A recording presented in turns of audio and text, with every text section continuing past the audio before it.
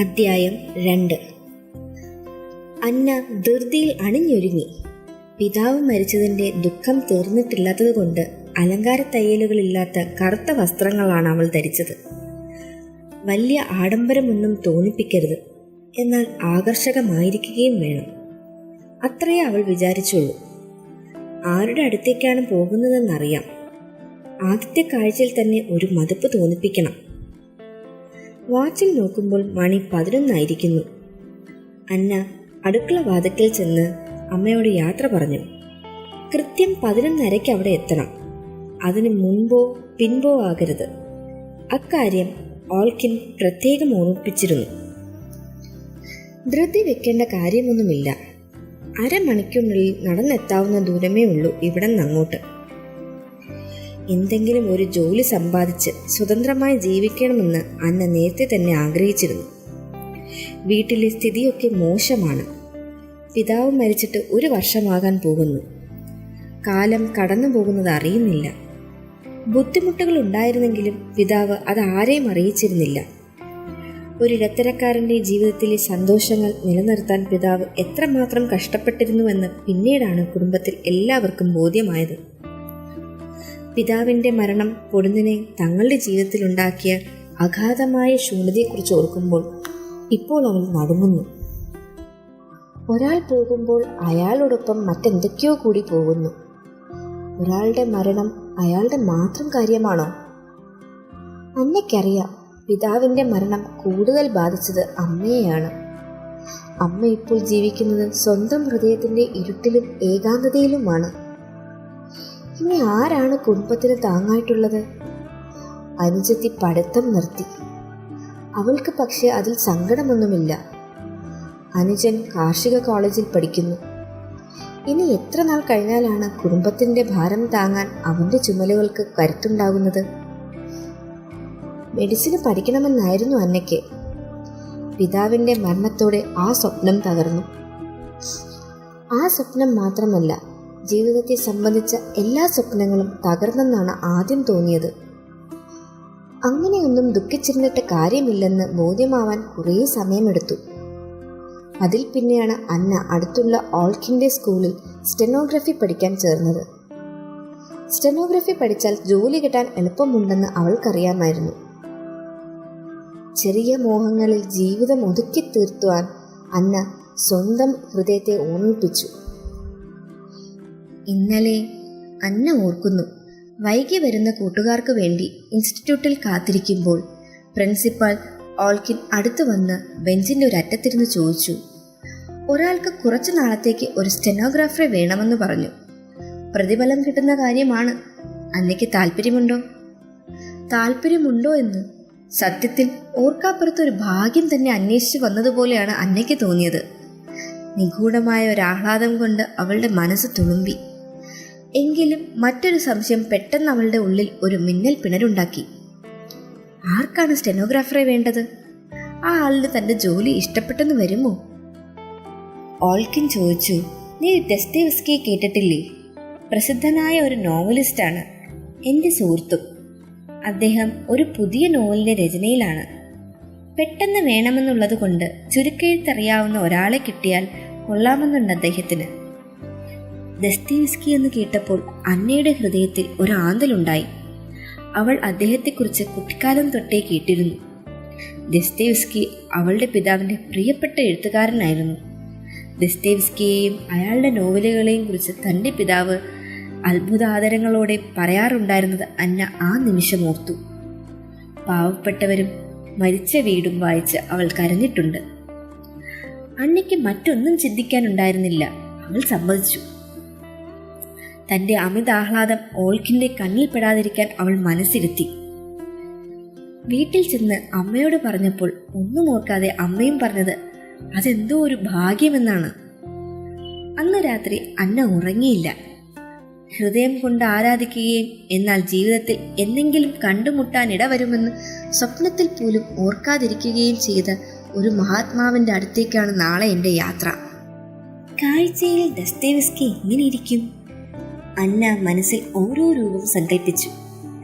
തടിച്ച് പൊക്കം കുറഞ്ഞ് തൻ്റെ പിതാവിൻ്റെ പ്രായം വരുന്ന ഒരാൾ, അല്ലെങ്കിൽ മെലിഞ്ഞ് പൊക്കം കൂടിയിട്ട് അഗാധമായ കണ്ണുകളോട് കൂടിയ ഒരാൾ, അതുമല്ലെങ്കിൽ കഷണ്ടിയും താടിയുമുള്ള ഒരാൾ.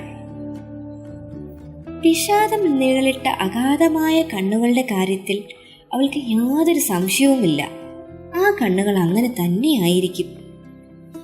അങ്ങനെ ഒരു വിശ്വാസം ഉറയ്ക്കാൻ എന്താണ് കാരണമെന്ന് ഇടയ്ക്ക് ചിന്തിച്ചപ്പോൾ പാവപ്പെട്ടവരിലെ ഡെവൂഷ്കിനും വാരാങ്കയും അവളുടെ മനസ്സിൽ തെളിഞ്ഞു വന്നു. കണ്ണീരൊഴുക്കിക്കൊണ്ടാണ് താൻ അവരുടെ കഥ എഴുതിയതെന്ന് ദസ്തേവ്സ്കി എവിടെയോ എഴുതിയിരുന്നു. ഏകാകിയും വിഷാദിയുമായ ഡെവൂഷ്കിന് നിരത്തുവക്കിന്റെ എതിരെയുള്ള ചെറിയ വീട്ടിലെ വാരാങ്കി എന്ന പെൺകുട്ടി ഒരു സ്വപ്നകന്യകയെ പോലെയാണ്. പാവപ്പെട്ട പകർപ്പെഴുത്ത് ഗുമസ്തന് 47ാമത്തെ വയസ്സിൽ അത്തരം ദിവാസ്വപ്നങ്ങൾ സൂക്ഷിക്കാൻ പാടുണ്ടോ? അതൊന്നും അപ്പോൾ ഡെവൂഷ്കിന് ചിന്തിക്കുന്നില്ല. ഭ്രാന്തമായ അയാളുടെ മനസ്സും സ്നേഹവും അയാളുടെ ഉള്ളിൽ ഒരു കാടുപോലെ കത്തുന്നു. അവൾക്ക് വേണ്ടി എന്തും ത്യജിക്കാൻ അയാൾ തയ്യാറാണ്. അല്പശമ്പളക്കാരനായ അയാൾ സ്വന്തം ആവശ്യങ്ങൾ പോലും മാറ്റിവെച്ചിട്ട് അവളുടെ ആഗ്രഹങ്ങൾ സാധിച്ചു കൊടുക്കുന്നു. അവളുടെ സ്നേഹത്തിനും സന്തോഷത്തിനും വേണ്ടിയാണ്. അവളും അത് മനസ്സിലാക്കുന്നുണ്ട്. ഒരു ദിവ്യ ദുഃഖം പോലെയാണ് ഡെവൂഷ്കിന്റെ നിശബ്ദമായ സ്നേഹം. ചിലപ്പോൾ വല്ലാത്തൊരു കുറ്റബോധം അയാളെ അലട്ടുന്നു. വാരാങ്കിയെ പോലൊരു പെൺകുട്ടിയോട് സ്നേഹം ചിന്തിക്കാൻ പോലും താൻ അർഹനാണോ? വാരാങ്കിയും ആത്മനിന്ദ അനുഭവിക്കുന്നുണ്ട്. എന്തെല്ലാം കഷ്ടപ്പാടുകൾ സഹിച്ചിട്ടാണ് ആ മനുഷ്യൻ തൻ്റെ സ്നേഹത്തിനു വേണ്ടി ഓരോന്ന് ചെയ്യുന്നത്. എന്നിട്ട് തൻ്റെ ഹൃദയം ആ സ്നേഹത്തിൽ നിന്ന് അകന്നു പോവുകയല്ലേ ചെയ്യുന്നത്?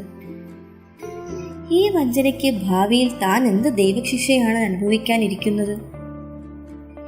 ഡെവൂഷ്കിനോട് ഇഷ്ടമില്ലാഞ്ഞിട്ടല്ല, ആ സ്നേഹത്തിന്റെ ആഴം കാണാഞ്ഞിട്ടുമല്ല. അതിനേക്കാൾ തീക്ഷ്ണവും അതിനേക്കാൾ ഭ്രാന്തവുമായ സ്നേഹം കണ്ടു മോഹിച്ചിട്ടാണെന്നും പറയാനാവില്ല. പിന്നെ എന്താണ്? ഒരു യുക്തിയുമില്ലാതെയാണ് ജീവിതം വഴിതിരിയുന്നത്. ബൈക്കോവിന്റെ ഭാര്യയായി വാരാങ്ക സെന്റ് പീറ്റേഴ്സ്ബർഗ് വിട്ടുപോകുമ്പോൾ ഡെവൂഷ്കിന്റെ സ്നേഹം നിഴലിന് കാവലിരുന്നത് പോലെയുള്ള ഒരു അനുഭവമായി തീരുന്നു. അയാളുടെ ഹൃദയത്തിന്റെ പൊട്ടലുകളിൽ നിന്ന് അയാളുടെ നിശബ്ദമായ വിലാപങ്ങൾ കേൾക്കുന്നു. വാരാങ്കയ്ക്കായുള്ള അവസാനത്തെ കത്തിൽ ഡെവൂഷ്കിൻ എഴുതിയത് അന്ന ഓർക്കുന്നു. ഞാൻ നിന്നോടൊപ്പം വരും. എന്നെയും കൂടി നീ കൊണ്ടുപോകുന്നില്ലെങ്കിൽ ആ വണ്ടിയുടെ പിന്നാലെ ഞാൻ ഓടും. ഒരു മനുഷ്യന്റെ ജീവിതം മുഴുവൻ ഇതാ തകർന്നിരിക്കുന്നു. വാരാങ്കിയെ സ്നേഹിച്ചിരുന്ന പെട്രോവ്സ്കിയെ കുറിച്ചുള്ള ഓർമ്മയും അപ്പോൾ അന്നയുടെ മനസ്സിൽ തെളിഞ്ഞു വന്നു. സത്യത്തിൽ വാരാങ്ക ഹൃദയം സമർപ്പിച്ച് സ്നേഹിച്ചത് ആ ദരിദ്ര വിദ്യാർത്ഥിയെയല്ലേ? എന്നിട്ടെന്തായിരുന്നു വിധി അയാൾക്ക് വേണ്ടി കാത്തുവെച്ചിരുന്നത്? നിത്യദുഃഖം. അന്നയുടെ അകക്കണ്ണിൽ ഒരു രംഗം തെളിയുന്നു. അലങ്കരിച്ച ശവവണ്ടിയിൽ പെട്രോവ്സ്കി പള്ളി സെമിത്തേരിയിലേക്ക് പോകുന്നു. അവന്റെ അനന്തമായ നിദ്രയ്ക്ക് ഒരു ഭ്രാന്തനെ പോലെ നിലവിളിച്ചുകൊണ്ട് അവന്റെ പിതാവ് അവന്റെ ശവപ്പെട്ടിക്ക് പിന്നാലെ ഓടിയെത്തുന്നു. അന്ന് അവന്റെ ജന്മദിനമായിരുന്നു. ദസ്തേവ്സ്കിയുടെ ഹൃദയത്തിന്മേൽ ദൈവത്തിന്റെ കയ്യൊപ്പുണ്ടെന്ന് ഒരിക്കൽ തന്റെ പിതാവ് പറഞ്ഞത് അന്ന ഓർക്കുന്നു. അതില്ലാത്ത ഒരാൾക്ക് ഇങ്ങനെയൊക്കെ എഴുതാൻ കഴിയുമോ? അത്രമേൽ ഹൃദയസ്പർശിയായിട്ട് പോൾഷയ മെഷ്കിൻസ്കയ തെരുവിലൂടെ നടക്കുമ്പോൾ ദൈവമേ, എന്നെ അദ്ദേഹത്തിന് ഇഷ്ടപ്പെടണേ എന്ന് അന്ന അറിയാതെ പ്രാർത്ഥിച്ചു. 11:30 1-2 നിമിഷം മാത്രം ബാക്കിയുള്ളപ്പോൾ അന്ന അലോക്യൻ ഭവനത്തിലെത്തി. താഴെ കണ്ട ഒരാളിനോട് 13-ാം നമ്പർ അപ്പാർട്ട്മെന്റ് ഏതാണെന്ന് അന്ന ചോദിച്ചു. അയാൾ 2-ാം നിലയിലേക്കുള്ള കോണിപ്പടി ചൂണ്ടിക്കാണിച്ചു. വളരെ പഴക്കം ചെന്ന ഒരു വീടായിരുന്നു അത്. ആധുനികതയുടെ പകിട്ടും പ്രൗഢിയും ഒന്നുമില്ലതിന്. എന്നാൽ എന്തോ ഒരു ആകർഷണീയത ഉണ്ട് താനും. അവിടുത്തെ താമസക്കാരിൽ കൂടുതലും കച്ചവടക്കാരും ദൂരെ നിന്ന് വന്ന് താമസിക്കുന്ന വിദ്യാർത്ഥികളും കൈവേലക്കാരുമായിരുന്നു. അപൂർവമായിട്ട് ഇടത്തരം ഉദ്യോഗസ്ഥന്മാരുമുണ്ട്.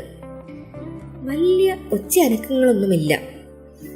അത്രയധികം ആളുകൾ താമസിക്കുന്ന ഒരിടമാണെന്നേ തോന്നുകയില്ല. വല്ലാത്ത ഒരു നിശബ്ദത അവിടെ കെട്ടി നിൽക്കുന്നു. മരം കൊണ്ടുണ്ടാക്കിയ ഇടുങ്ങിയ കോണിപ്പടിയിലൂടെ മുകളിലേക്ക് കയറുമ്പോൾ കുറ്റവും ശിക്ഷയും എന്ന നോവലിലെ ആ വീട് പെട്ടെന്ന് അന്നയ്ക്ക് ഓർമ്മ വന്നു. ആ വീടും ഇങ്ങനെ ഒന്നായിരുന്നു. ഇതുപോലുള്ള ഒരു കോണിപ്പടിയിലൂടെയല്ലേ റെസ്കോൾനിക്കോവ് കയറിപ്പോയിരുന്നത്? 13-ാം നമ്പർ അപ്പാർട്ട്മെന്റിന് മുന്നിൽ ചെന്നു നിന്ന് അന്ന മണിയടിച്ചു. നിമിഷങ്ങൾക്കുള്ളിൽ ഇളം പച്ച നിറത്തിലുള്ള നീളം കുപ്പായം ധരിച്ച ഒരു സ്ത്രീ വാതിൽ തുറന്ന് ചോദ്യഭാവത്തിൽ അന്നയെ നോക്കി. അത് ഫെദോസിയായിരുന്നു.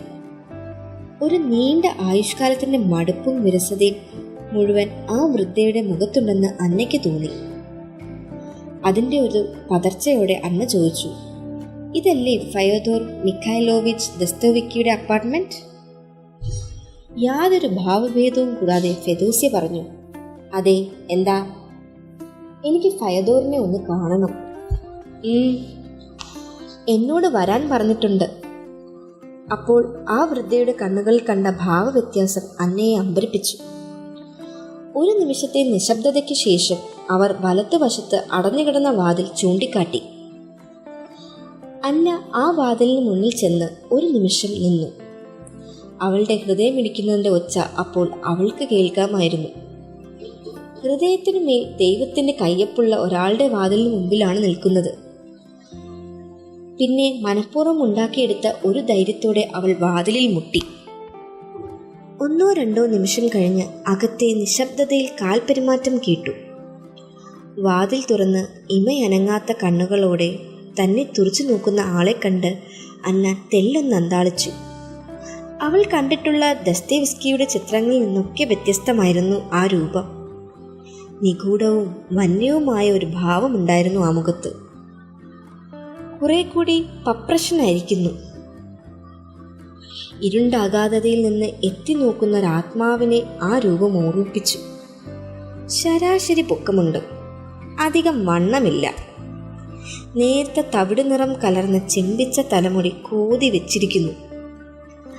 അന്നയെ വിസ്മയിപ്പിച്ചത് ആ കണ്ണുകളാണ്. ഒന്ന് ഇരുണ്ട തവിട് നിറത്തിലും മറ്റേത് കറുത്തിട്ടും. കറുത്ത കണ്ണിന്റെ കൃഷ്ണമണി നീല നിറത്തിൽ കലങ്ങിക്കിടക്കുന്നു. സങ്കല്പത്തിലുണ്ടായിരുന്ന വിഷാദം നിഴലിട്ട കണ്ണുകൾക്ക് പകരം എന്തോ രഹസ്യ സ്വഭാവമുള്ള ആ കണ്ണ് അവളെ വിസ്മയിപ്പിച്ചു. പെട്ടെന്ന് ദസ്തേവ്സ്കി ചോദിച്ചു, എന്താ? വിചാരങ്ങളിൽ നിന്ന് മനസ്സിനെ തിരിച്ചെടുത്ത് ലേശം പരിഭ്രമത്തോടെ അവൾ പറഞ്ഞു, ഞാൻ ഓൾക്കൻ പറഞ്ഞിട്ട് വന്നതാണ്. ഇവിടെ ഒരു സ്റ്റെനോയെ ആവശ്യമുണ്ടെന്ന്. ഓ എന്ന് പറഞ്ഞ് ദസ്തേവ്സ്കി തല കുലുക്കി. മറന്നുപോയത് എന്തോ ഓർക്കുന്ന ഒരു മട്ടായിരുന്നു അപ്പോൾ അദ്ദേഹത്തിന്. അന്നയെ അടിമുടി ഒന്ന് നോക്കിയതിനു ശേഷം ദസ്തേവ്സ്കി അവളെ അകത്തേക്ക് ക്ഷണിച്ചു. വരൂ. ഒതുക്കിപ്പിടിച്ച പരിഭ്രമത്തോടും സങ്കോചത്തോടും കൂടി അവൾ അകത്തേക്ക് കയറി ചെന്നു. ഇരിക്കൂ. ഒരു പഴയ സോഫ ചൂണ്ടിക്കാട്ടി ദസ്തേവ്സ്കി പറഞ്ഞു, ഞാനിപ്പോൾ വരാം. അദ്ദേഹം മറ്റൊരു മുറിയിലേക്ക് പോയി. ഒറ്റ നോട്ടത്തിൽ അന്നയ്ക്ക് മനസ്സിലായി അത് ദസ്തേവ്സ്കിയുടെ എഴുത്തുമുറിയാണ്. ചുമരിൽ ഒരു പഴയ നാഴികമണി തൂങ്ങിക്കിടക്കുന്നു. ചുമരിനോട് ചേർന്നുള്ള മേശയിൽ ധാരാളം പുസ്തകങ്ങൾ അടുക്കി വച്ചിരിക്കുന്നു, യാതൊരു ചിട്ടയുമില്ലാതെ. അപ്പുറത്തൊരു സോഫയുണ്ട്. അതിനപ്പുറത്ത് എഴുത്തുമേശയും കസേരയും. എഴുത്തുമേശയിൽ അപ്പുറത്തെ ചുമരിൽ മുകൾ ഭാഗത്തായി ഒരു സ്ത്രീയുടെ നിറം മങ്ങിത്തുടങ്ങിയ ഫോട്ടോ ഫ്രെയിം ചെയ്ത് തൂക്കിയിട്ടിരിക്കുന്നു. അത് അദ്ദേഹത്തിന്റെ ഭാര്യയുടെ ചിത്രമായിരിക്കുമെന്ന് അന്ന ഊഹിച്ചു. ഒരു നിമിഷം അവൾ ആ ചിത്രത്തിൽ നോക്കി നിന്നു.